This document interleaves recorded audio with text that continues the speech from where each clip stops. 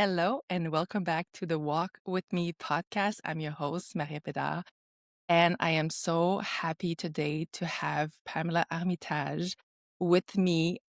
Pamela is actually part of a dynamic duo, but her work, it's like you are more than the sum of, but each Mm, one of you is a powerhouse. And I'm so happy that we're getting to have this conversation together today. So thank you very much. Welcome to the thank you. podcast. Thank you for having me. Glad to be here. Yeah, to be here. So, listeners, Pam is actually getting over a little cold. So, if there's a coughing or anything, I'm gonna edit it. But just in case I miss some, we're just saying, it's all part of Uh, being alive in the conversation. yeah, my voice definitely. I don't sound like myself, so if there's any kind of voice breaks or oobs, as they say, it's the cold. It's not me. It's part of being human. Mhm. Yeah, exactly. So, Pam, Definitely. welcome. I'm gonna put a bio, but can you just tell us what you do as like I just mentioned, the dynamic duo, but within that duo, you actually are a powerhouse of a woman, and you have such a powerful and inspirational mission that comes from your past, which we're gonna dive into. But first, I would like you to just introduce quickly yourself. What do you do? Oh, yeah. So it's funny. I've been on several podcasts and interviews, and every time I get asked to kind of share my story, I'm always still to this day have a bit of a pause on where do I start? Because I feel like there's so many. It depends how far back I want to go. But just to wrap it up quickly in the Cliff Notes version, if you will, I am a violence prevention and abuse prevention and self defense consultant. So I teach prevention, heavy on the prevention focus of violence, as well as self defense tactics. I do that alongside my husband, Rich. Dimitri, who is, as you said, a powerhouse. He's very well known in the industry. He's been around. He's been teaching and doing this since the early 90s and grew up in all kinds of combative and martial arts training and the like. As he came to know and I came to learn that martial arts and self-defense are very different animals. One is rooted in culture and tradition and choreography and art, and the other is about survival. So I came into the picture into the industry, I should say, when I met Rich. I had before that been through an emotionally abusive marriage for almost 10 years. I wasn't aware that that's what I was living because I had a misunderstanding. I think a lot of people have a misunderstanding or assumptions or misconceptions about what constitutes emotional abuse and what that looks like. It can be very covert, if you will, and it looks like many different things. So I wasn't aware that that's the situation I was in until my mental health started suffering. And then through therapy and leaving that relationship, that's when kind of the light bulb went off, and my therapist kind of shone a big bright light in my face and said, "This is what you were living. This is why you have these and this and that, and that's what's going on." So through that healing process, which yoga was a big part of it, I became very passionate about yoga and meditation because it literally saved my mental health. I became a trauma sensitive yoga teacher. I was really wanted to focus on the trauma aspect of it because what I had gone through, what my younger sister had gone through, who unfortunately passed away almost 10 years ago now from a heroin overdose after multiple traumatic events that were just too much for her to handle. And that's kind of where my passion grew, from that grief, from also the trauma of the years of living with someone with substance abuse problems, right? That's another part of trauma, I think, along with grief, is kind of disenfranchised, if you will. It's not something that a lot of people talk about. Grief is when someone dies and that's it. But it really does come in many, many other forms. And so through my trauma sensitive training, I met Rich on Facebook. Actually, we were friends before that, but we connected on Facebook again after the loss of my sister. He told me, started teaching me about self defense. we joined forces. I trained with him. We ended up falling in love and becoming a couple. And that passion just kind of grew. And through that, I took my yoga teachers, trauma sensitive yoga training, as well as my experience with teaching self defense, which was predominantly with high school girls at the time.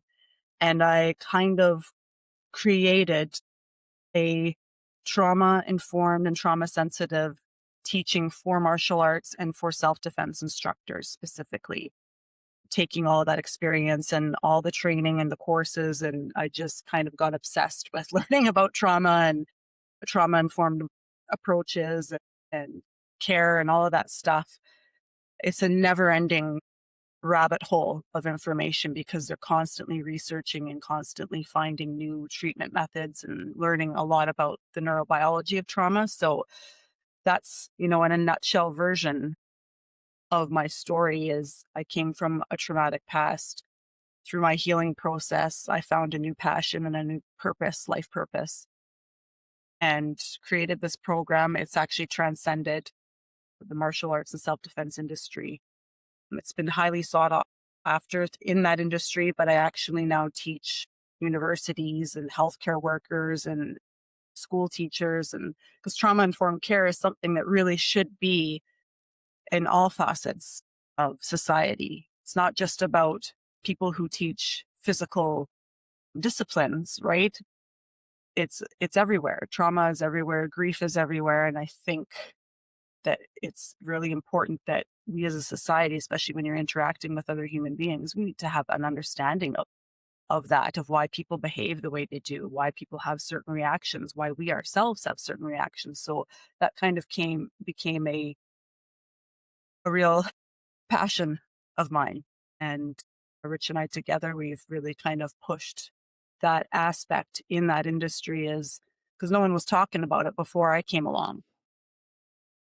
What trauma is, and that I call it, the snake eating itself. Violence causes trauma and trauma causes violence, right? Why do people get caught in their anger? Why do people lash out? Why are people puppets to their egos? And what does violence perpetuates itself? And that is a traumatic thing. So, you know, our passion and goal and focus is always to kind of outbirth violence as much as we can. That's a pipe dream and that will probably never happen on earth. But at the same time, if we can make a difference in people's lives and make them self-reflect and prevent certain things, then, it's that domino kind of effect and the ripple effect. So, Absolutely, absolutely. There's so much. Thank you for this. It's interesting because it's not the first person that actually says, like, every time I go on a podcast, like, there was a different, even if the way that we explain what we do, like, there's an evolution even in that, or there's a facet that we bring mm, forth, yeah, and depending on what the umbrella of the podcast topic is. And I love that you mentioned that, we only think, and this I am on a mission when it comes to grief literacy. It's not we not only grieve when we lose somebody. There's so many other griefs that we mm, actually and losses that we have in life.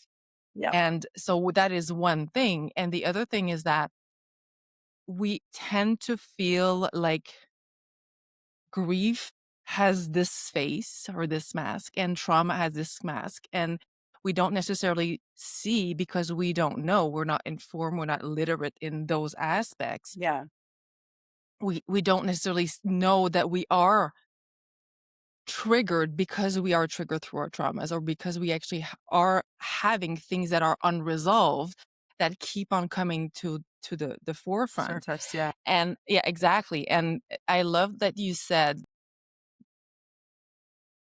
I didn't know that I was in a, like, emotionally abusive relationship. Like, when you don't know, you don't know. And I'm making a point here of bringing this, like, underlining this, because as women, we are so ashamed when we get out of the relationship. Like, how did I not know? How did I not see this? How did I, like, but we don't know what we don't know. And when we actually start to do the work, it's usually because we have so much pain. We have so hmm much suffering that is built up, and there's all kinds of things that are happening in our mind, in our hearts, emotionally, in our bodies. I have so many people that actually have trauma and grief that is literally like in their bodies. It It's actually stored in is our in their body.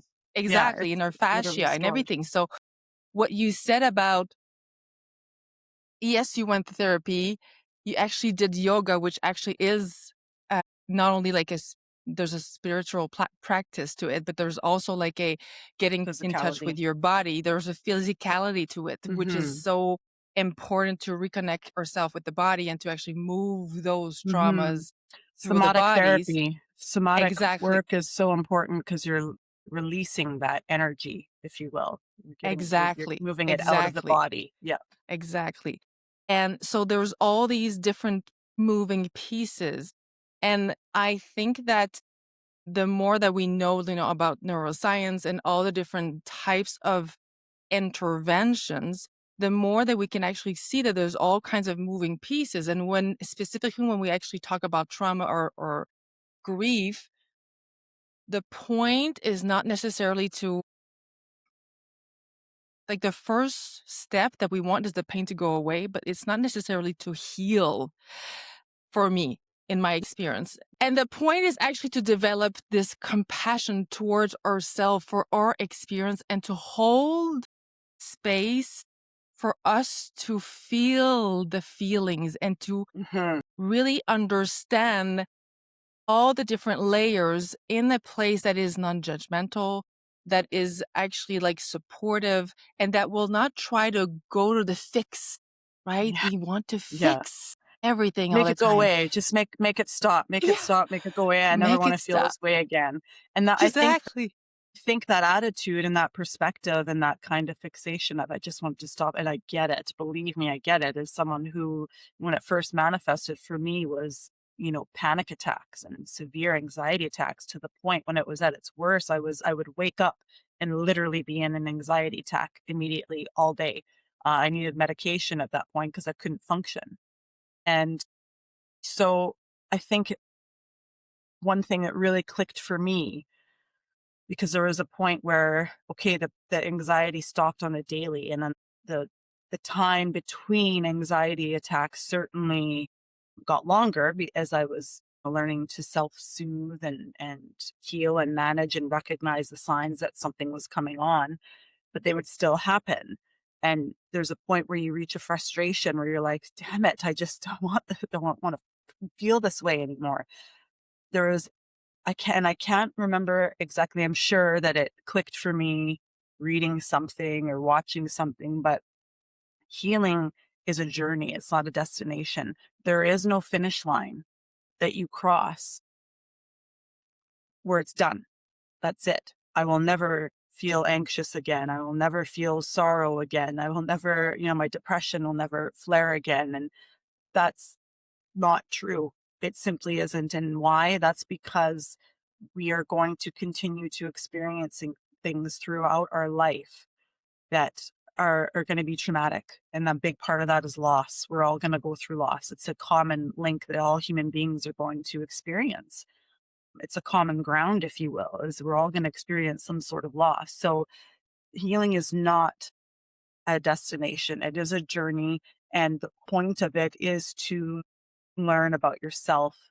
It is to learn how to self-soothe. So learning what you need to support yourself, learning to be soft with yourself, self-compassion, and also building resilience too. So that when life inevitably happens, right? And things Yeah. start to happen and the proverbial shit hits the fan, if you will, we are prepared for it, Hmm. whereas we maybe weren't before. And that's why our mental health suffered and why we went through what we went through and really struggled. These tools and resources help us to better support ourselves in the future for whatever happens. And so the work, if you will, is always ongoing. It's always ongoing and it's always going to evolve too. And what the work looks like for one person is going to look different for somebody else. I spoke about yoga and meditation for me, and it worked wonders for me. It works wonders for a lot of people. But there are some people where that is not an appropriate tool for them. For example, I have a very close friend who has severe health anxiety. Yoga is not an option for her to self soothe and a tool for her. Why? You tuning into bodily sensations and into your body is very triggering for her because it sends her on a spiral, right? What's that feeling? What's that sensation? Oh my God, what if it's this? What if it's that? And then she's spiraled into an anxiety attack. So, there are people, for example, with health anxiety or just are not ready to be in tune with their body to that level. Like it can get pretty deep Mhm. sometimes, bodily sensations. And, especially when we're looking at things like yin yoga, where you're getting into, deep fascia and it's a lot of stuff can come up in that form of yoga. It's not appropriate for everybody. It might be something a little more appropriate, might be simply walking, spending time in nature, maybe swimming, being in water. It can be martial arts, for example, like things like Tai Chi and the things where there's that kind of movement and breath, for example, but it's different for everybody. It might not even be something that's physical. Things like art therapy and music therapy are incredibly helpful for a lot of people because it's self expression, it's creativity, and it's also, I really believe in play, being back into that childlike play, especially if you're somebody who came from a traumatic childhood where maybe pieces of your childhood were robbed. You were robbed of them because of you grew up in a situation where you couldn't really be a kid. Maybe you had a parent where you had to be the parent to your parent rather than the reverse, how it's supposed to happen. So I think play is really important.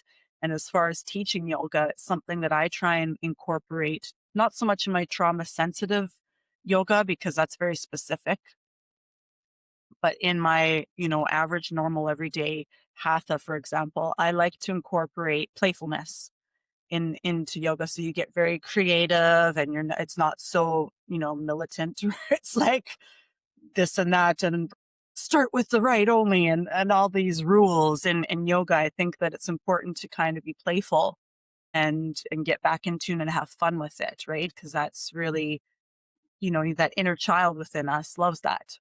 And I think that that's really making that inner child within us be a child and feel seen and heard. And so it's, there's so many layers to this topic. But I really, again, I can't stress that enough, is that changing the perspective that healing is a journey and not a destination. And that doesn't mean, oh, you mean I'm never going to get through this? You do get through things, but you're always going to remember. But Mhm. remembering becomes less painful Mhm. and it becomes more manageable. And we become less triggered when we become self-aware and we understand what our triggers are and what they potentially can do to us and how we can support ourselves and manage it so that maybe we have less intense reactions than we did in the past. And it's also really important to self-reflect, right? When we have a Mhm. moment after, we've done this work, I've been doing this work for almost 10 years now. And there are moments where I'm like, and I'm going to swear here for a second because I think profanity is definitely suitable for this. Why am I not fucking over this already? How am I still? Why? Why shouldn't I be? Why is it happening this? But it's good to pause and self reflect. Remember when this happened every day? You felt like Mhm. this. Now Mhm. it's been months since you've been triggered. You haven't needed to, reach out for emergency support in forever, years since that's ever happened. And that's really important. Is to not spiral and get caught up in the frustration, is to pause and Yeah, look back the I'm right back there, but you're not where I right back was. here, You're right? Like, not right I back just love there. it that Don't yeah, forget. yeah, Don't yeah, forget where you came exactly. from. Don't forget Yeah. how far you've come and be proud of yourself. Look at It's the really travel important. path.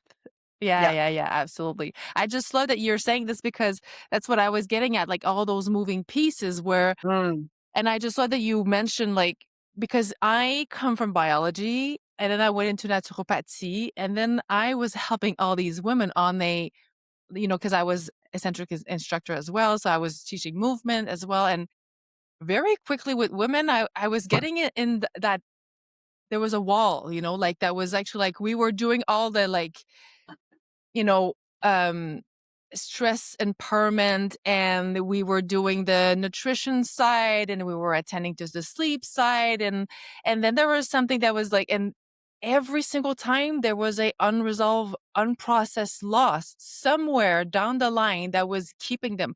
So then I had to take a step back, and that actually happened. I was realizing this just before we moved to Germany, and which completely changed the nature of my work, not just because of what I was going through all the level of losses and, grieving that I had to do, but also like there was deeper clicking in my head of like, so then I actually was pulling in a lot of pieces for myself and also for my clients. And I always have this, those Chinese puzzle boxes Yep. where you have like this piece, you move 2 milliliter, and then you actually have the other piece. And I always feel like our journey is kind of like that. Yes, Hmm. it's actually intricate. Less, you actually have to do some self-reflection and see like, well, this tool is not helping me right now, or why was it helping me in the past and it's not helping me right now? And every single time we're still this box that has this lived experience.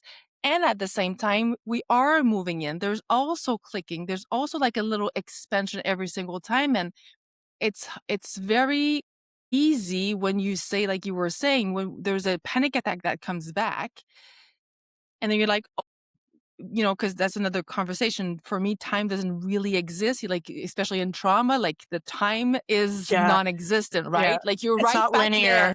Yeah. No, Healing exactly. isn't linear and grief isn't linear. Exactly. So you're right back there. And then it's so easy to say, like, hold on, like I'm right. But no, like it's how Yeah. long have you look at the travel path? And so thank you so much for sharing this, because that was my experience for me, because when my mom passed away and then I had my car accident and I was in chronic pain, a good day was 5 panic attacks. Yeah. And I'm not even talking about the underlying like of the anxiety that was Yeah. with me Yeah. from when Yeah. I Just was, the normal buzz. It's the you peaks. know, yeah. So the reason why I say thank you for saying this, and the reason why I'm sharing my experience is like when I share this, people are like, you really? And I'm like, yes, there is Yeah. hope. There is Yeah. hope.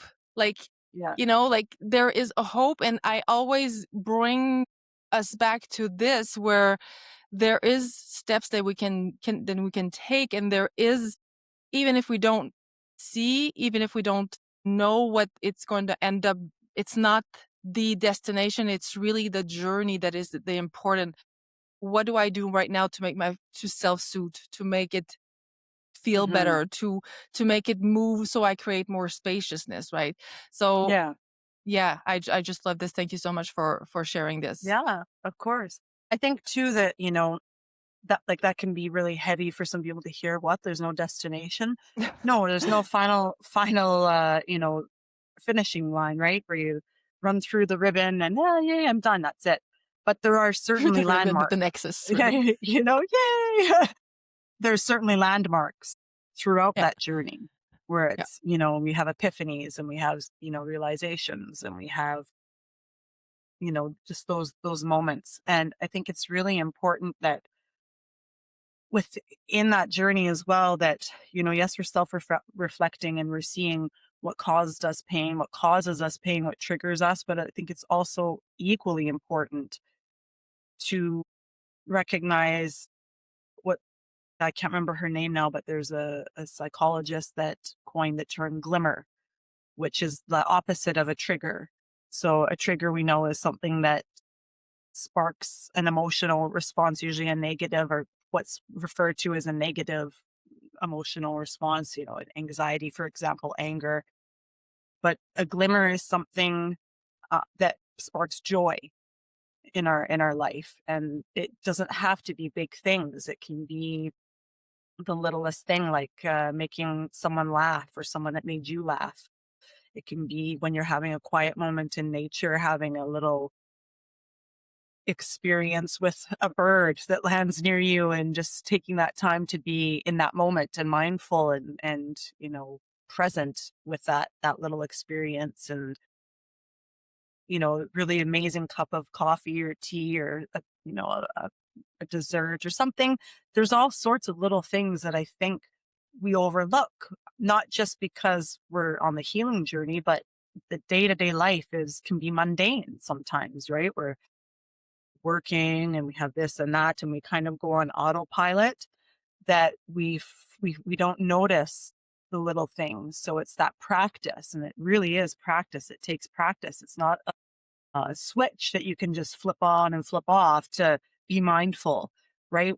Most of us live our lives in autopilot. And I think it's important that we get into the practice of just pausing just for a moment and just pay attention to what's going on around us, and noticing when something sparked a little bit of joy in our life. And that can be even like you walk into a place and the interior design is just spectacular and beautiful, or you walk past a building and you're like, wow, look at the architecture of that, or the landscaping in the front, and just taking that brief moment and just the wonder and joy that that can bring. It can be very small and just a fleeting moment, but paying attention to it, it does wonders for your mental health. Why? Because there are moments of glimmer throughout our day-to-day life.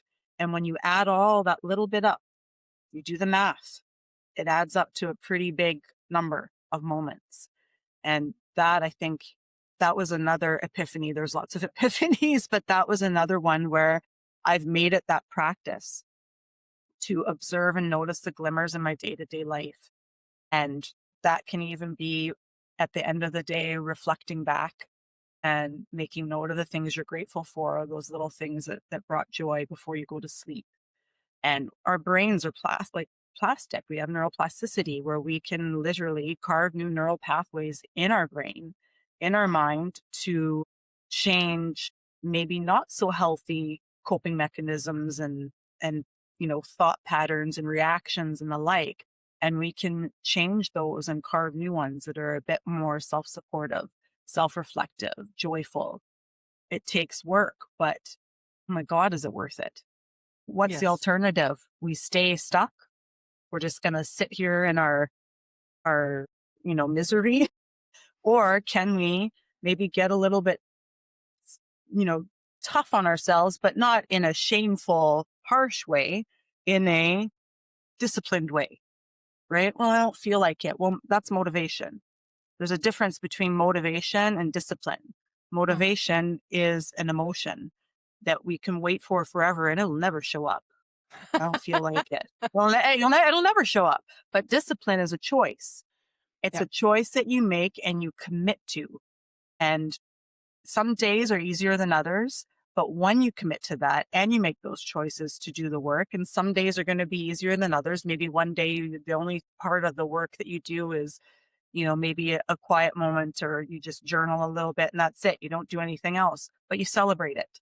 You give yourself some props, if you will, for doing that little bit of work, and gradually over time, every single day, every moment, those observing the glimmers and doing, keeping small promises to ourselves, it adds up.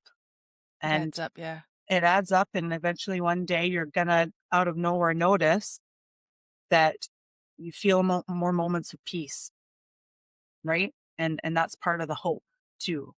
But it doesn't just magically come. I just want, to heal. I just want to feel better. I just want peace. Of course, we all do, but it doesn't just magically come. You have to do the work. You got to figure out what works for you. You got to get on that journey, and you got to get on that path. You got to seek support. If you can't do it by yourself, reach out and find support. It is not weakness to ask for help. Quite the opposite. It is the Yeah. ultimate act of strength, and show of strength is asking for help and asking for support. We are not, you Meant know, to do this alone at we're all? not meant to be No. alone at all. We are not a solitary species. We are No. scientifically, biologically a social creature. We Mm. thrive in connection. It's just a matter of finding the right connections, right? Looking for the Yes, green, that's the green flags, green flag, green. the green I like that, the green flags. It's I'm actually just gonna, because there's so many things that you actually said, and people talk about gratitude and gratefulness. It's like the new slap on of everything thing. And I'm a super big fan of that. But there is what in what you said there, and going back to the inner child, because we often revisit our inner child because of the trauma, but we never or very rarely revisit the inner child in what it is to be a child with that joy and with that Wonder. engagement with the world. And Yeah. there's a difference for me, and let me know how this feels, but there's a difference for me between being grateful and in the present moment and that connection with that inner child, with this sense of wonder and sense of, for me, it's awe. It's like Yeah. that, can you just picture a child that is just discovering like a butterfly that is passing by with a whole bunch The of first color and time. like that the first time, and the feeling of that and the joy of that. It's interesting because 3 years ago, my best friend and her husband, they came here with their 5-year-old, and they live in the city, and both of them are like very city people. And so they come here and we're in the woods. Yeah. Like we're really in the woods. It's not Amazing. that she's never been in the forest, but we're in the woods. This is a And we're different in the world. woods. Yeah. Yeah. And we're in the woods, and she's in the woods with ma tante Marie-Ève, who actually not only brings her to all these different new things in the forest and in nature and connection like within and without herself that she's never really experienced. But also when she's afraid of something like, oh, what's this bibit? What's this insect? Yeah. What's this? And Yeah. then I can actually explain, well, this is that and this is that. And so they spent a week here, and we had so much time together. Like I was like, I'm just gonna let you guys like do whatever in your because there's apartments to rent around here. So I was taking her. We were going to the river every day. And one day we were actually like along the river, and this is what I'm talking about. Like this inner child, like if you can find the connection with that part of your inner child, then I think that there's a line there that you can start to pull and unravel so much of that sense of awe. So we're along Hmm. the river, and she sees there's one river, and there's a lot of like tributaries, right? And Hmm. she can Yep. see like the tributaries that go in the river, and then we're on the path, and then she sees this tributary that disappears like below the path, but the river is on the other side, and she's like, what is going on What? here? Where? Where is Yeah. this Where is going? it? Right? Yeah. Yeah. Yeah. Yeah. Oh, And that's I so said, well, cute. it's going under. Yes, it's so cute. It's going under that path, like, and it's joining the river on the other side. And then she looks and she looks and she's like, wow, it's like us, we're actually going through our life. And then there's things that happen, and then we meet other people and we make friends and we become a bigger river. And I was like, Yeah. I she's 5. love it. That And there's wisdom in that inner child, in children, the things kids say, that they can be absolutely so blunt that it's almost cruel. Some of the things that they say, you yes, know, yes, but but they don't mean it to be mean or cruel. no. They just no filter, They're no just filter. no filter. But that moment, I was like, It was this, beautiful. I'm gonna crystallize this memory for Yeah. me, because we all have that. That's Hmm. when we actually do the work. And for me, it was so much of the positive work. Like when I say positive, is like towards the light, towards like outside of like Uplifting. this Yeah, it was that darkness, uplifting. the Yeah. uplifting, exactly, was connecting to that, and I know that it kind of like clicked. And by then that's actually after my mom passed away, and it clicked by then because there was one painting that my mom used to paint, and she actually did use art therapy, to also process a whole bunch of things that she had lived in her past. And there's one painting that she made of a child on a swing. Yeah.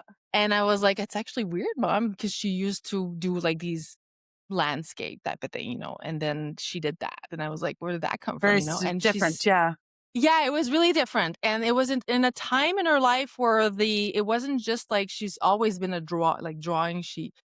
she went to CEGEP in art, like, so she was Mhm. always like a art person, a creative person, but and I was like, "This is so out of what you usually do, right? Like, what is this?" Mhm. And she said, "That's me." And I said, "What do you mean?" And she said, when I was a child and things were really not good, there was one thing in my day that I could actually, like, one side of my day after school that I could actually run to the park and to go on the swing and to go on the swing, like, so high that you actually, like, feel that you're gonna Fly fly away. Yeah. away, huh? Yeah, Yeah, fly yeah, away. yeah. And she captured this so well in her painting, and it's actually like a small painting. It's a very, like, but it was so powerful in that, so it's not about gratitude. Yes, gratitude is very good, but, like, that sense of awe and wonder, Mhm. that's the stuff. Yeah. It's that's not gratitude. We can but we have gratitude for those moments, right? Yeah, Thankful for those moments, but the joy and the wonder and the awe are different than gratitude. Gratitude yeah, can bring joy and wonder and awe when we really yeah. sit in it, but they are separate from themselves, but definitely can be interconnected. And I think gratitude for sure is definitely like you said, a tag word, or it gets, some people might think it gets overused. Same with even the word trauma nowadays Mm, and the like, but I love it personally. I think it's great that yes. we're hearing so much about it. And I know there's some people complain, well, everyone thinks they have trauma. Well, everyone does. Life is traumatic. Yeah. Life is, it is for sure wonderful and beautiful and lots of wonder and awe in them, but it's also fucking hard Mhm. sometimes. It really is. It's heavy. And it is not up to us to judge or determine what constitutes a traumatic event or trauma. It is solely up to the individual that experienced it. If it was too much, the definition of trauma is an event or the aftermath, it's both, that was too much for that person to process. They were not able to emotionally, mentally, physically able to process what they went through, whether that is a one time event or multiple events that hit bam, bam, bam right after one after each other, or a long term situation, whether that's domestic violence, abuse, childhood abuse, whatever, bullying, right? All of these things. It's not up to us to judge. Well, this was traumatic for me. Well, that's not a big deal. I went through that and I'm fine. That's you. Yep. You're your own person. You can Yeah. have two people who literally went through the exact same event, like let's say like a natural disaster or something like that. One person processed it okay and they got through it. They didn't end up with PTSD because they had support potentially. They had certain um, innate traits that allowed them to be able to process what they went through and they got through it differently. Whereas somebody else, not so much, right? And there's many reasons for that. Maybe Yep. their childhood and their past played a big role in why, when this big moment happened, they were able or unable to process that, because our past does definitely play a role in that. And I think that's also important is what it's not for us to judge. It really isn't. And I think the understanding, really having an understanding of trauma and what it is, and, you know, that it's not for and it's same thing with grief. I know we're talking a lot about grief today, and we talk, a lot of people hear the word grief and they think a loss of a loved one. Someone Mm, died. That's mm, grief. Yes, that's one form. But loss comes in many forms. It's not just about someone dying. It can be the loss of a job, it can be the loss of your health, whether that's our mental health or our physical health or abilities, right? Disabilities. Sometimes it can happen. We have visible and invisible disabilities. It can be the loss of a relationship, mourning the loss of a pet. And, we have that's disenfranchised grief. What that means is, I know you obviously know what that means, but for anyone listening, what is disenfranchised grief? It's a form of grief that isn't viewed in society as grief, really, like a loss of a pet. for a lot of people, yes, that's heavy because our pets are family members to most of us. But there are people out there that think that it's just a dog, or it's just a cat, or it's just a whatever.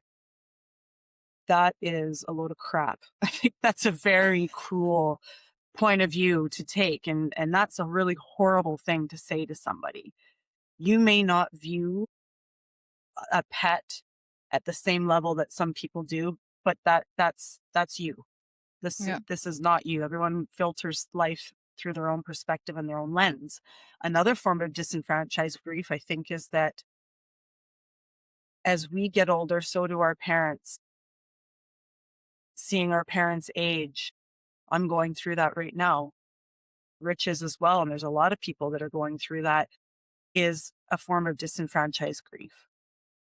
And maybe it's not even watching your parents age, but it can be an illness. And maybe it's a sibling too. It's that kind of the knowing that the time we have left with them is much shorter than the time we've already spent with them. Right? There's kind of that clock is ticking down. And it's that knowing that the inevitable is coming. And that's grief. You're Yeah. grieving someone before they're gone. They're gone. Yes. And you That's know, actually even falling into anticipatory grief basically as yeah, well. it's Yeah. really hard and it's really Yeah. heavy, and but it's something that most people are going to go through. And you know, um sometimes our situation is where it's a long illness and they pass, and sometimes it's very sudden. It can seemingly come out of nowhere, but I think it's always sudden. No matter what happened, even you can prepare and know that it's coming up to a certain degree, but it's always sudden. Uh, It's just different levels of sudden, if you will. So you're just never really fully, I think, ready for that. Ready for that. Yeah. There's a lot of, because in trauma, just to backtrack, the event is not like it's for trauma and for grief, and the event itself is not determinant. That's what I heard, and that's what I actually explain to my clients. The event itself is not determinant into whether or not you're going to have trauma, because you actually, like you mentioned it, and it's really about the relationship to that event or Yeah. to How you the processed aftermath. it. Yeah. Exactly.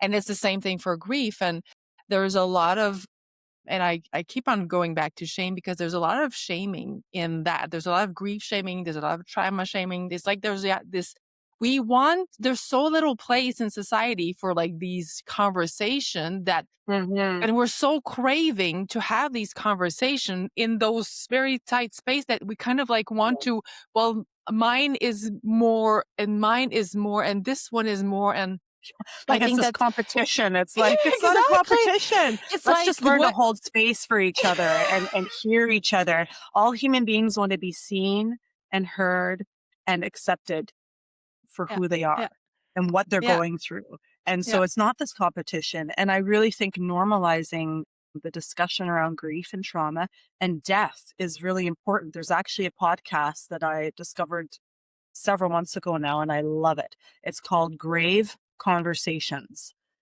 like grave, like a grave. Yeah, And yeah. the host is, But it's a play on word grave, like yeah, grave, grave. right? Yeah. Oh god, we're talking about this. Yeah. Yeah, it's great. And it's brilliant. And the host is an actor named David Desmalchian. And people recognize him. If you Google the name, you'll know who he is. Very talented, huge advocate of mental health and support. And he's very candid and open about his life, about his experiences, about his what he went through, his journey, all of that stuff. And I just love it. I think it's so important, and he really is pushing it and putting it out there. So one of those things is normalizing the conversations around death. And so it's very interesting and unique setup. So they literally, his guests are celebrities. So he's had like, Matthew Lillard, James Gunn, who just directed the latest Superman. Todd McFarlane, who's a fellow Calgarian. He did Spawn and all that, a lot of comics and all kinds of different guests. They're all celebrity guests, but they lay in coffins. So the setup is they have two coffins and they're laying down. So it's very unique. They're not looking at each other.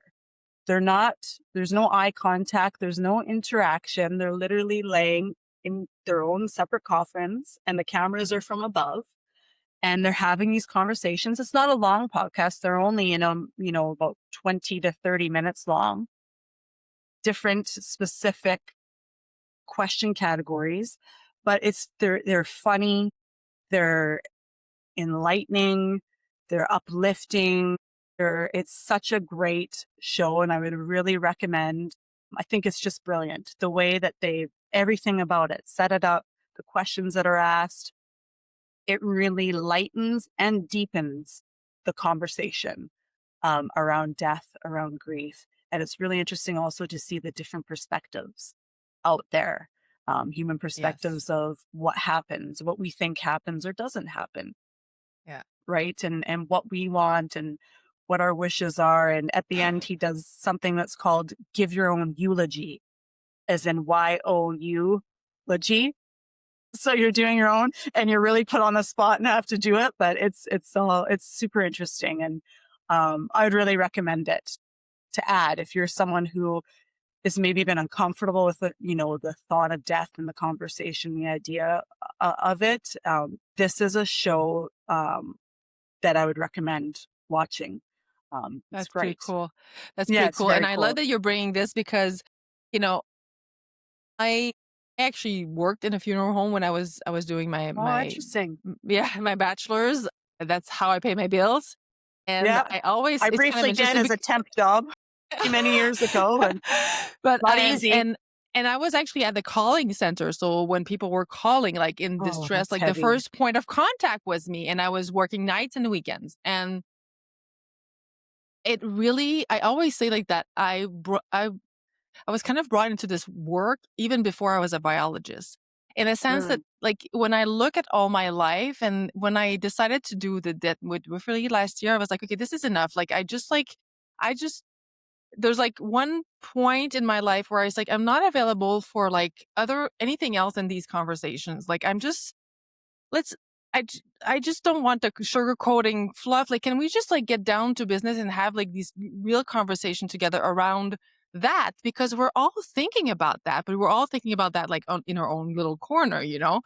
Are you going to bring And it I up? just Am love I that going to bring it up? Who's going to bring it up? exactly. Like, and then we're just like, like just can we just cut the crap? And there's so much like more and more shows and I love podcasts because there's so many like different types and you plug it in your ears and you just go, and Yeah. there's so many ways to talk about this that is serious in a way, but it's also light. That is It's actually important like to keep it light, I think, so that you're not exactly. alienating people and the people that are just like, we don't talk about it. We don't talk about it. Right. And bring them out of that, the hiding, if you will. Right. And Exactly, it's meant exactly. And gentle, soft, funny, and humor is a great tool. I think it really is. so, It's such an yeah, important exactly. tool. Well, humor is the greatest tool to actually like, lighten the moon and I don't like know where to I'd kind be of without it. I don't break know those where I'd be walls without of it. like, Yeah. like we're all thinking those weird things and then we actually bring them up. You're like, I was thinking, and it's funny because, you know, I actually also, and we can get into this or not, or we can actually wait for Rich to come in, but there's a, there's a layer more that I've noticed with neurodivergent people that is, He's the king of it, autistic and ADHD. I actually it, just recently got diagnosed with autism over on the spectrum, but yes, yeah. You learn a lot Pam, about thank you. yourself. But I go on. wanted to ask you because I know that, Rich, and I'm in that right now. You're I'm in that. actually, I'm in that right now.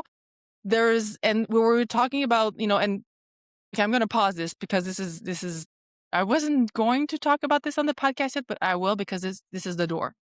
So for my entire life, like I've had so many different depressions and burnouts and and I've been struggling with mental health my entire life. And yes, I've Yep. had like trauma, and yes, I have generational trauma, that's for sure. And like going into this work, and we're all, you were talking at beginning of your work, we start with self, right? We get into this passion Yes. down the rabbit hole. Cause when you said that down the rabbit hole, I'm like, I'm pretty sure she's on the spectrum too. So down the rabbit hole That's the first time I've of heard like, that. we knew, like we go deep and we go deep. So, and when we actually moved here, one of my friends, she's over 70 years old, and she had her first burnout, there's a whole bunch of stuff that happened in her life, which was like bang, bang, bang, loss, loss, loss, loss, loss. And it basically like I can she had a relate. depression. She at 70-year-old went to therapist, and she asked me the question, so how come did you have like 3 or 4 events in your life? Like, wouldn't you have like prevented it at this point? Like, don't she know better type of thing, like, and it wasn't even like, she has no filter either. So it wasn't even like, how have you been failing so much? It's like, how can we prevent this? Right. So anyways, so through everything that we've had to process coming here and the losses and the grief and building a new life, and like, I am a very, very, very, very high functioning person. Like anyone that actually knows me, they know like if there's a person that can do it, it's me. It's funny, yeah. But it comes at a cost. And Oh, and yeah. that's another thing, right? Like you don't know that you're in an abusive relationship because you don't know what is outside. So you, like, for me, my experience is my experience, right? Like for me, that's what it is. I actually like, and I'm perfectionist. Yeah, okay. Like, I don't know if I'm a perfectionist. Like, I like to do things like good, but I don't think that I'm like a perfectionist. So anyways, I had a lot of like thinking around this. And one day I was watching conversation between a it was an interview of Dr. Rabia Subiani. I did a podcast with her, and she actually was talking about neurodivergent, because she actually is a neuropsychologist that works in a neuroaffirming way diagnosis. And she came on the podcast, and after the podcast we talked for an hour afterwards, like just talk. And I've realized that I was not neurodivergent for like many reasons, and it kind of stuck with me. And the more that I'm going into this, the more I'm like realizing that I I have a lot of things that are red flags or green flags or like tick tick flags Flags. of the Multicolored fact, flags. yeah, multicolor flags. And so I started this process because I'm in Germany. So, I wanted to have the process in English at least. My first language is French, but like at least in French, yeah. English. Yes, I could do it in German. It's more complicated, especially if we have to involve like my parents or my mom. My mom has passed away, but my dad. So anyway, so I started this process with a company in the UK, and then they said like, we really have to, because it's kind of like psychology, you know, certification or whatever. It looked like it was complicated for them to go through the process, but I am actually right now in the process of going through this. And you were talking about different types of losses, and not that this thing is a loss, but this thing is actually like a change of perspective on ourselves, right? On It's not that it's a new information, but at the same time, and let me know, because you just mentioned that you just got I don't want to say diagnosed, but you just got assessed as being Yes. on the spectrum. How you have been receiving this? I'm curious to know how you've received this Um, so confirmation of something that you knew at some level, but actually, like, I'm just curious. Yeah. so for me, it was actually Rich. Rich was diagnosed with ADHD first when he was young. He was like 5 or 6 or 7 at McGill in Montreal.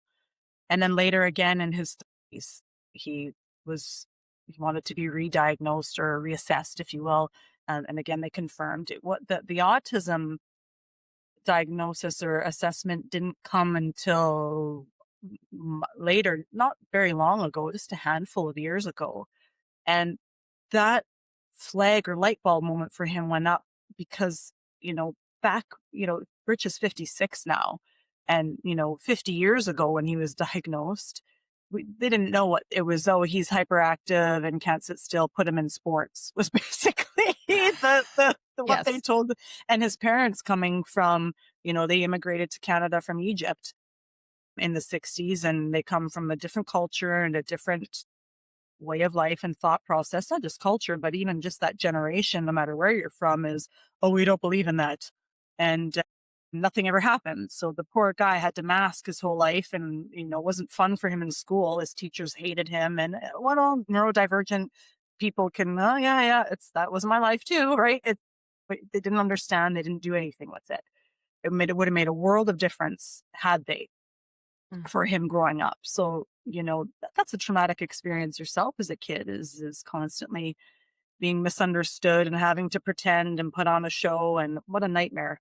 And so it was through his learning more about himself that he started, and they discovered that most people, or not most people, let me rephrase that, but a significant portion, I think it's like 30% of people with ADHD are actually also autistic. They're both. And so this is fairly new, quote unquote, information that they discovered. So that's what set him on that journey to, whoa, I'm, these things, these flags, these markers I see in myself. And so he got diagnosed. But then as he started to research, neurodivergency can manifest different in women than men. Yes. And it can manifest differently in all genders, really. It just, it depends on the individual experiences and the like, and what level of spectrum and all that stuff. But he started seeing things, and he started pointing it out to me. Yeah, you're not autistic at all. Yeah, you're not autistic at all. And you do this and that and blah, blah. Look at all this is what they say about women. And he would show me like the research, and you have all these. And it didn't really, I was like, yeah, not, but it didn't really, I'm okay with all these things. None of the, and it was through my therapist that I brought it up with her. I said, I think, can you assess, or can you do a diagnosis, or can you point me in the direction if you can't? So she started asking me questions. She was like, well, what are the traits that you have, or that are being pointed out to you, or that you agree with? And so I listed all of them. And she said, okay, some of those, not all of them, but there's a few of them where there's a gray area. And like, I was diagnosed with CPTSD in 2016. She's like, Okay. where some of these traits are the traits of CPTSD. There's that, the Venn diagram, if you will. There's Yeah. ADHD, and there's autism, there's CPTSD, and there's some that they all kind of, they're the same. Yeah. Yeah. And so she's like, I want you to keep that in mind, that a lot of these traits are both. She's like, they might be amplified in you if you are on the spectrum. So some of them that are the same, they might be a little bit more present or dominant, or you might feel them or experience them at a heightened level because you have both. So then I went through the assessment, and I did, I actually really love, which is another sign when you love doing certain tests and like questionnaires. And, I've done a gajillion IQ tests or knockoff ones, because I love them. The pattern recognition and what's this, and figuring out the math. Such a dork, such a nerd, right? I love that stuff though. So, which is another flag that Yes, that's what I was saying. Rabbit hole thing. That was yeah, the that rabbit is a hole is flag. like, So, but she asked me, what would a diagnosis do for your life? What would it do for your life? Like, are these things that are disrupting your day-to-day life? Are they affecting you in a quote unquote negative way? Are they getting in the way of productivity, of you just being able to function? Do you see them as obstacles or roadblocks? And the answer was no, they're not. I actually like these things about me. And the things that are causing me struggles or obstacles or things that are issues or concerns or whatever it is, coping mechanisms, or things I'm already working on. And they don't have anything to do with this. She said, okay, well, I think that's a good answer for you to focus on. I said, the only reason I really want to get assessed is curiosity. I'm just curious. Not just, right? Which, hello, I don't like I'm an insatiably curious person. I refer to myself as, a wealth of useless information because I'm just curious. I'm Hi. going, what Hi, would this Kettle. mean? I'm Yeah, black yeah. too. Yeah, exactly, right? Hello, pot, kettle calling. Yeah.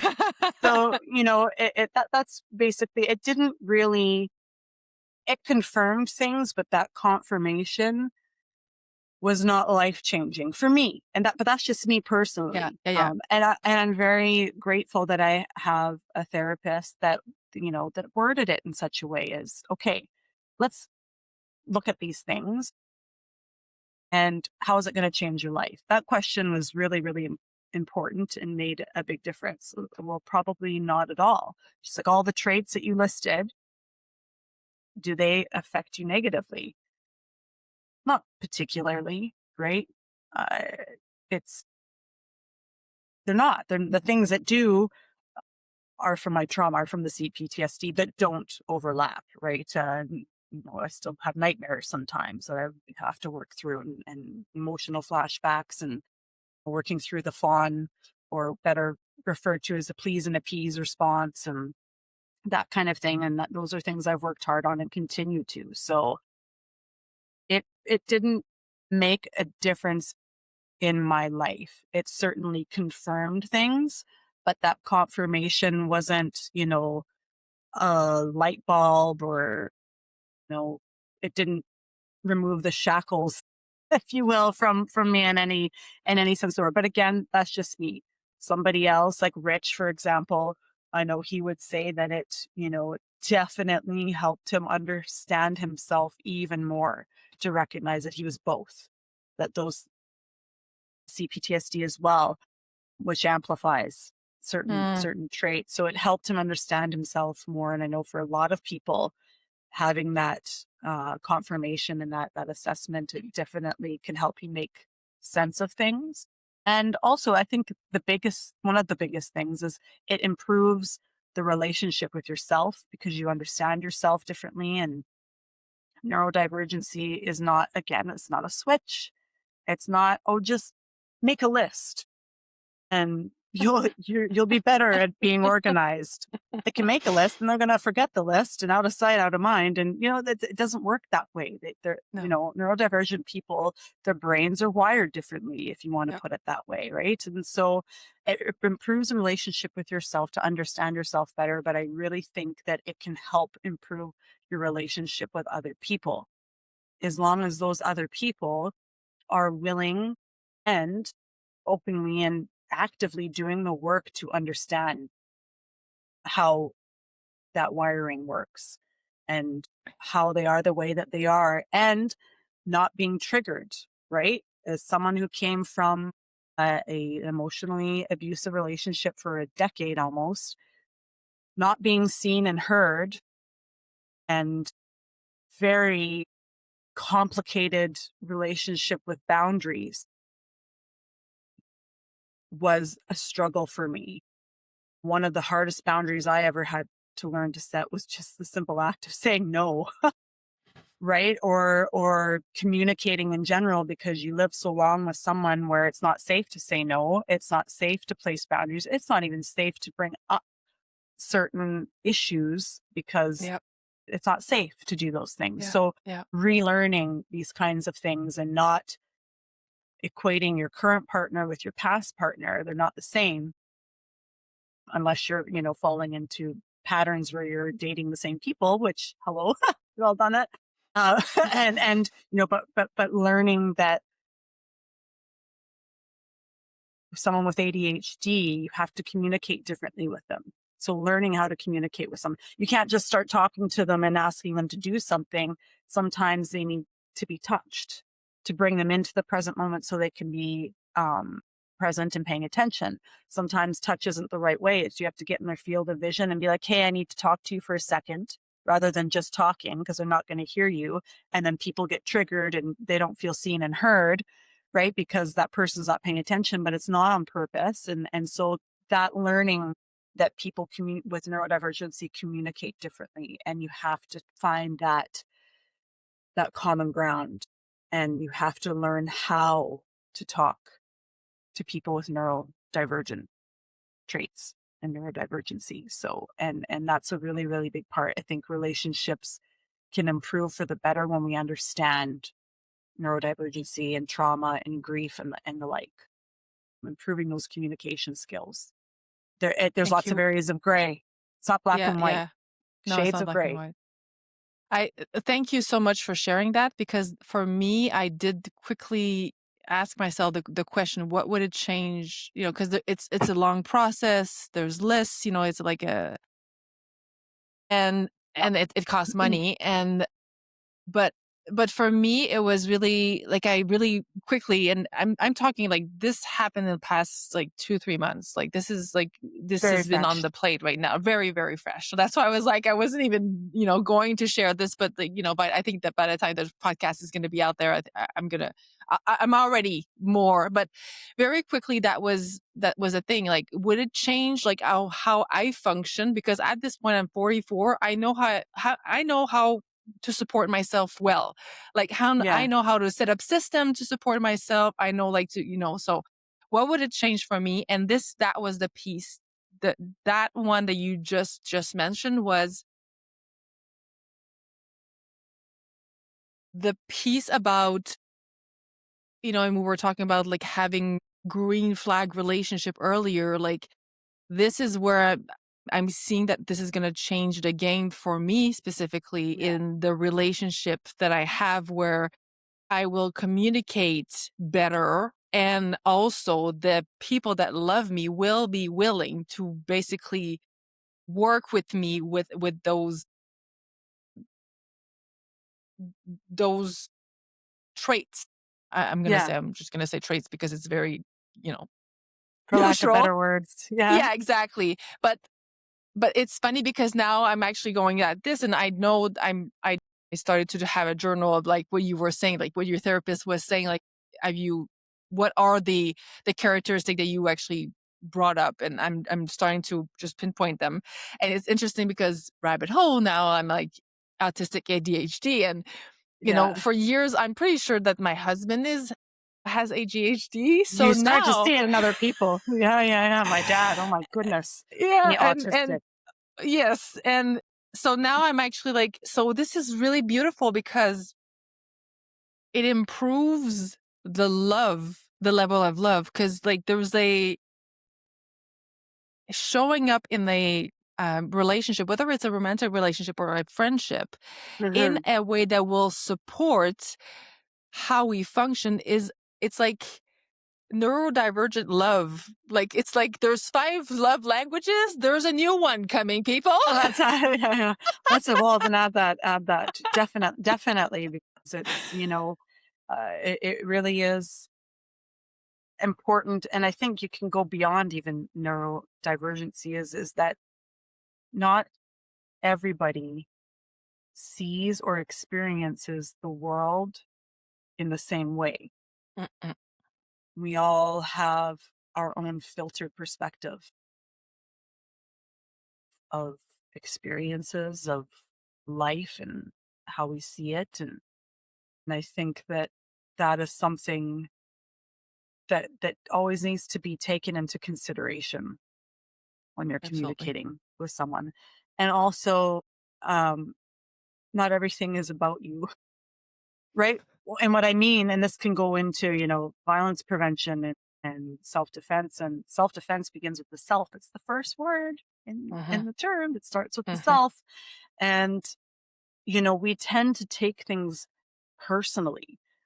For example, we go to a store and the clerk is, maybe not overly friendly, or they're a little bit cold, and oh, they're so rude. Oh, they're so this, and we label them based on that snapshot of an interaction, whereas you don't know what people are going through. Maybe they Mhm. are just a cold person. Maybe they are. Maybe that's who they are. But more likely than not, much more likely, is they're going through something. Maybe it's just a bad day. Maybe it's a bad week. Maybe it's a bad month. Maybe it has been not so good life, right? And it's they're going through something, and that's why I think it's really important to be kind, even when someone's not being overly warm to you. It doesn't mean that you have to mirror back and be cold to them as well. And also that it's not personal. Nothing is personal. It's everyone is filtering and going through their own things. And oh my goodness, when you take that point of view on and you really embrace that nothing is personal, it is really hard to take anything personally, right? It's really hard to be triggered by stupid petty things. And I think that if a lot of people took that on, there would be a lot less conflict, especially over petty things. There Yeah. would be a lot less what we refer to as social violence. So there's social violence and there's antisocial violence. Antisocial violence, think of it as predatorial violence. So that's, people that actually target and hunt and the predators, right?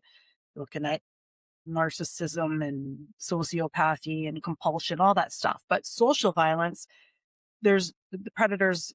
Sometimes they'll show up there, but more often than not, the mass majority of the time in social violence, it's decent people or good people having bad days and they take it out on each other. It mostly happens male on male. Most violence is perpetrated by males 90% of the time. That's a statistical fact. That's not to say that all men are violent and out there hurting people or predators, not by any No. means, but they're decent people that are getting into arguments that escalate to physical violence fights, where it's consensual. It's not self-defense now. They're both the energies are moving towards each other. How dare you speak to me that way? How dare you speak to me that way? And they get It's like into the physical altercations. It's bar torso fights. bumping. Yeah, exactly. Right. So it's navigated by misdirected anger, which is rooted in unresolved trauma and the male ego. They're puppets to their ego. Women get into these altercations too. Absolutely they do, but not as often as men. Any gender can get into a social violence situation, but it is predominantly a male issue. And it's fights over stupid things. Road rage. You took my parking spot. You don't like the same sports team as me. You bumped me and didn't apologize. You spilt my drink. Bar fights that fueled by alcohol. Those are social violence situations. It's a triggering experience between two people, and it escalates. Right, arguments or slights escalate into physical violence, and a lot of people die in these situations. Not on purpose, but that's where you're looking at manslaughter, where someone one punched someone or sucker punched them and knocked them out, and when they fell, they hit their head and they died. Mhm. It's, and all the research Rich and I have done, it's approximately worldwide. It varies nation to nation, but we focus on worldwide. Approximately anywhere from 50 to 65% of males that die in violent encounters outside of gang violence and predatory, like domestic violence, but like fights and they die in these situations. Mm. And then that's horrific. And it's It's also more than half. preventable. It's preventable, Mm. which is crazy, right? And so it comes back to understanding the self. And a lot of people think that when it comes to, de-escalation or avoiding conflict or interacting with someone who's maybe rude and profane and treating us with disrespect and again, this is where it came from, is taking it personally. It's not personal, especially when it's someone you don't know. You don't know this person. It can't be. That's not even logical. It's irrational to think that it's personal when you don't even know this person. So, but we get triggered, and how dare someone talk to me? You are being a puppet to your ego. You are a puppet to your misdirected anger. That's not a strong person doesn't fall victim to their own ego. right? I think that it's really important that that self-reflection and self-awareness and understanding what triggers us, understanding how it feels physically and emotionally when we get triggered, so that we can contain our anger and contain, and I don't mean contain it forever so we explode or end up with cancer or something. I'm just talking about in the moment of a conflict so we don't bark back and escalate the situation, that we can look at that person with empathy and realize, and the thought should be right off the bat is, that's not a normal reaction. Healthy, balanced, emotionally intelligent people don't lose their mind over a parking spot or Mm, someone that's driving like an asshole.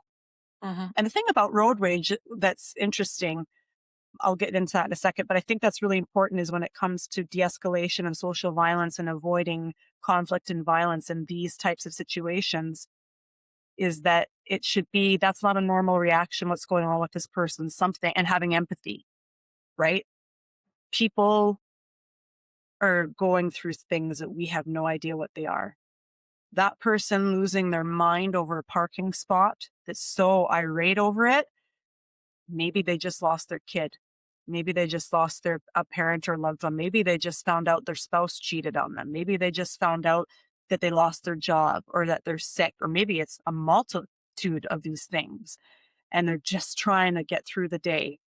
And this happened and it was like the straw that broke the camel's back and they lashed out. And so we have an opportunity here to be the bigger, better, more empathetic person and make that person feel seen and heard and be kind. Being kind and nice and polite doesn't mean you're a doormat and you're allowing people to walk all over you. It's giving that person an opportunity to be seen and heard and to de-escalate that situation and potentially make them feel better, right? And when they come down out of their funk and their anger and their reaction, if they have empathy, which most people do, they're going to feel like an asshole for how they reacted. Oh my God, I can't believe I reacted that way. And it's an opportunity to plant a seed of self-reflection for that individual. And there's also strength in that. It's not weak to, you know, well, that means that you're being a pussy, is what some men would say about by being nice and being polite to some, no one talks to me that way. That's actually a really weak way to live your life. Nobody talks to me that way. You're a puppet to your ego and your misdirected anger now. A stronger, more emotionally intelligent point of view is it's not personal. You don't have control over me. I have control over me. I control my reactions. I control the situation. I manage these things. Not somebody else isn't going to dictate how I'm going to react. And my ego and misdirected anger is not going to dictate how I react. Me, myself, my true self, my higher self is going to dictate and react. And so I think that that's really, really important for people to understand. Um, yeah, I think it's really, I think a lot of conflict, whether it's just verbal or not, can be resolved by not taking things personally and understanding yourself and and really leading with empathy. And again, that doesn't mean that we allow people to walk all over ourselves, all over us, but finding that line. And every individual is definitely different. yeah, thank you for this because we, I know I was going to go in somewhere difficult else there, and I've forgotten it no, but again. in difficult relationship, like right now, you're giving the opportunity here to reflect on a societal, you know, a situation or the recurring situation that we all like we see. Like, I mean, like we've Mhm. all seen people fight and have like that escalation. But while I was talking, like while I was listening to you, like it's even those smaller moment at home or in our relationships where when we it doesn't have to be like a stranger, like even if it's a person that knows me, like to think that every single thing is Personal. towards me, like it's Yeah. directing to me, Yeah. and we're not talking about situation where you were mentioning, like, like you're in a relationship with a narcissist, for example. That's a different story, or It's different. but Yeah. in a normal relationship, even in a healthy relationship, we are humans. We're all going through some stuff. We're all having Yeah. like energy that we're all having times in our lives where we're overwhelmed and it can Yeah. escalate very quickly, the overwhelmness, like we're talking about, Yeah. You become and emotionally dysregulated, which is a common trait for exactly. neurodivergent people too, is Yes. being And right emotionally now society dysregulated. is really like we have a Yeah. overall dysregulation right now. So, but in those instances where we are stepping it, like I'm not letting that person abuse me. I'm just stepping, like creating spaciousness. So Hmm. my my response is a response, it's not a reaction. And it's something that I have a conversation a lot when people have like difficult relationship, like personal relationship, where they're like, why do I have to always be the Yeah. bigger person? It's like, You is get your frustrated after a behavior point. dependent Yeah. on what the person is doing, or are you the bigger person? Like, are you only the bigger person when that person is doing it, or Yeah. you're actually working towards like this version of yourself that can have a higher conversation, that can actually lead a space? And yes, it sucks when we're caught into that, but then we're invited to get more tools for that, because it's not about us. The person can't manage them themselves. They're just dumping. They're Yeah. just They're trying to dysregulated. They're dysregulate it dysregulated. and They're up moving out the here. energy. Exactly. So yeah, so thank you for that, because yes, societal. I actually read one of your posts about this statistic, that's the 50 to 65 and the social, and I was like, oh, that's actually really a lot. And then Mm, it can bad. also be in our day-to-day life, which circles back to what we began, which is an amazing opportunity to close here, is that the bulk, or the big piece of the work that you are doing is in that Mm, window. yeah. In the emotional regulation and, you know, self-awareness and trying to lower those numbers of social violence. Predatorial violence is another topic altogether. We could talk, we do master classes that are 32 hours long where we dive into all of this stuff, and we do, you know, scenario drills with communication. They call them soft skills, which I think is hilarious to me. And they call physical skills hard skills. I'm like, the physical is not hard. That's to do. The hard stuff is communicating, and when you're under stress and you're triggered, and to de-escalate under the chaos and what to think.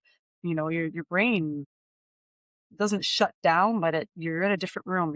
You're performing from your midbrain, not your prefrontal cortex anymore. So, lots of it's hard. It's hard to know what to say and to regulate and think and all of that stuff when you're under, you got cortisol and adrenaline and all this stuff pumping through your body. It can be very difficult, but that is a big part of our focus, as well as healing, because our past can definitely dictate our present and our future.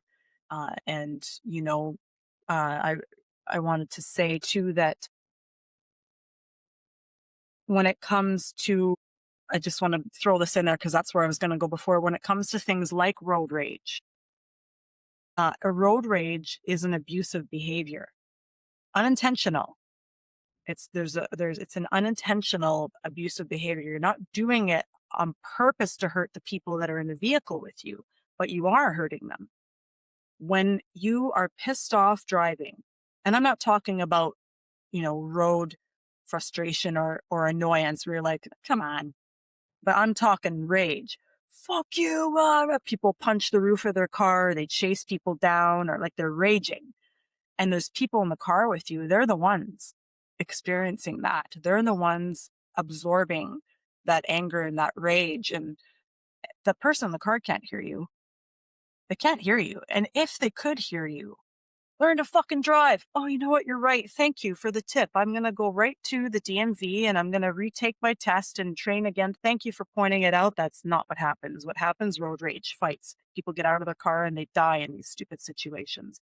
But the people in the vehicle with you are who suffer. That is, if you grow up with a parent with that, every time you have to get in that car, it's like eggshells. And if you have road rage, you very likely have home rage, where the computer doesn't work properly, or you get frustrated at something, you punch walls, or you throw things, or you throw your phone down, or you're raging about things. These are not normal reactions to everyday little petty stresses. There's something else going on, and it's grief. Rage and anger are two different things. They're not the same thing.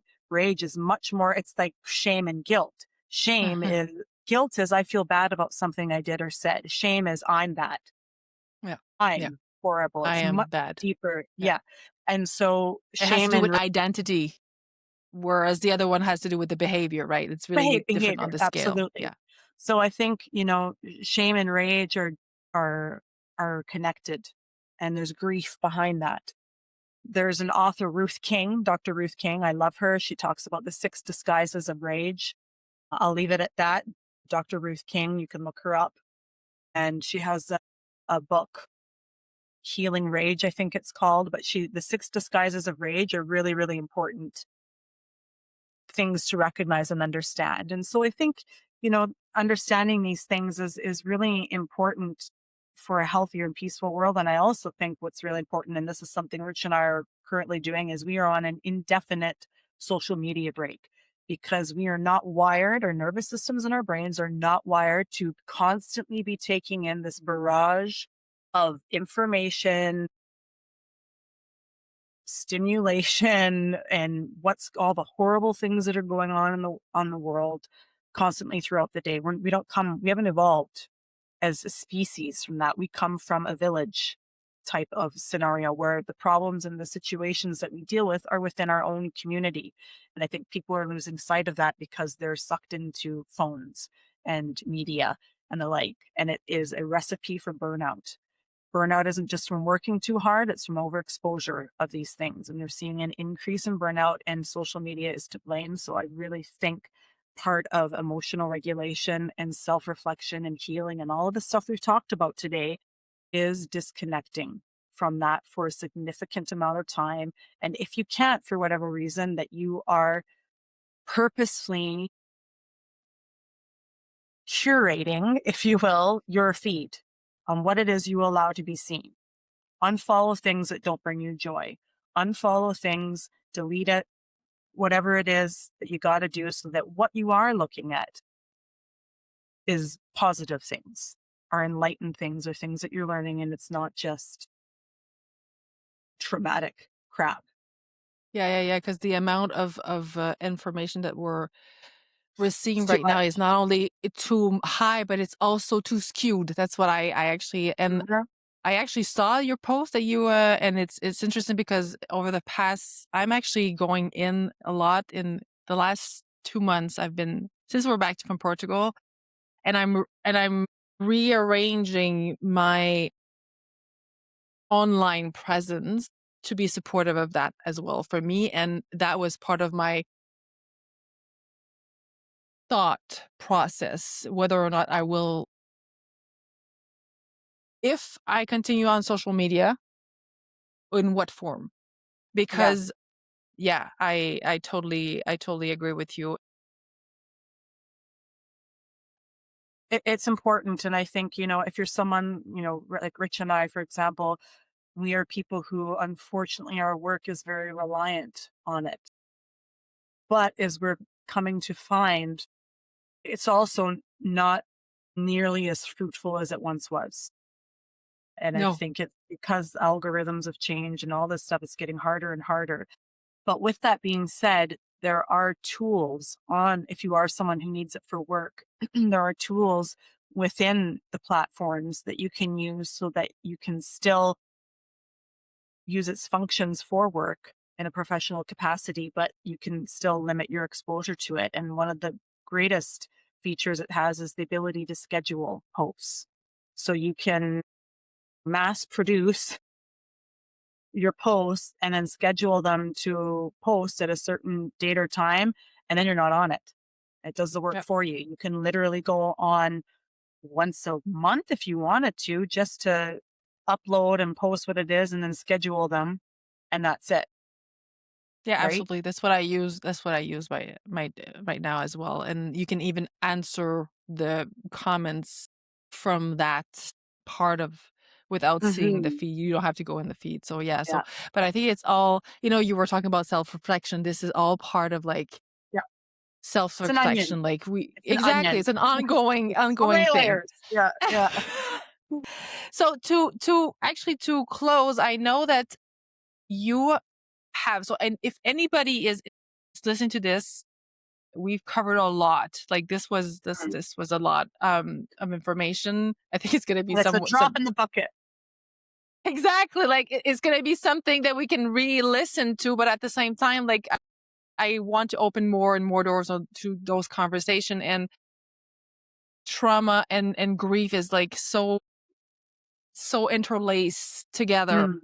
Grief is trauma for sure. Yeah, exactly. And so if you're listening to this or watching this on YouTube and you're saying, I want to learn more, I will put all the links.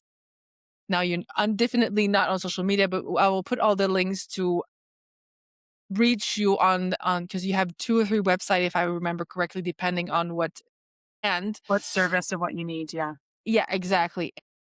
So you have master classes, you have on presence because you actually even come sometimes here in Germany to get classes. So you're all around the world. You were in the Yeah. UK We not so travel long ago. everywhere. Yeah. Yeah.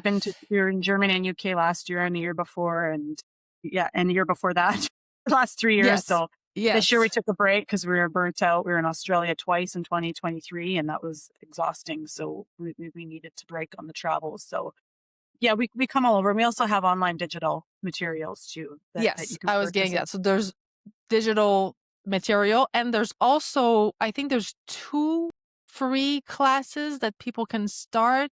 Am I The study of violence is a free website. So there are 5 courses on there that are free. They're mini courses. They're kind of again drop in the bucket of things, but those are free. And that website does not track, so there's no catch. You don't have to enter an email and then you're spammed until the day you die, right? On our work or anything. It's strictly um, a free site. There's no tracking. We don't know when you're on it. You cannot reach us on that website. You can only reach us on the other 2 websites that'll be linked there, the RPS and your self-defense expert sites. But that is a good place to start for free. If you're somebody, I know the economy is not great, but though that free site is definitely a good resource to have to kind of get an idea of what it is that we do and teach and give you some tools or at least plant some seeds on self-defense and violence prevention.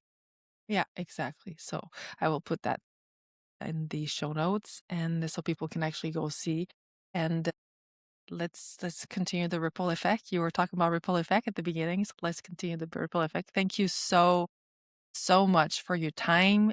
Thank you so much for your work in this world. And I have a feeling this is not the last conversation we have. Thank you so much for having me. Enjoyed this. Hour and a half flies by. So, listeners, watchers on YouTube, thank you so much for being with us today. You can subscribe to the podcast on your favorite platform, whether it's Spotify or Apple Podcasts. I am also now on Substack, which is actually where I'm going towards more. And you can also find me on YouTube. The podcast is actually hosted on my YouTube channel, Walk With Me, the podcast. So thank you so much. And we will talk very soon. Bye. Bye.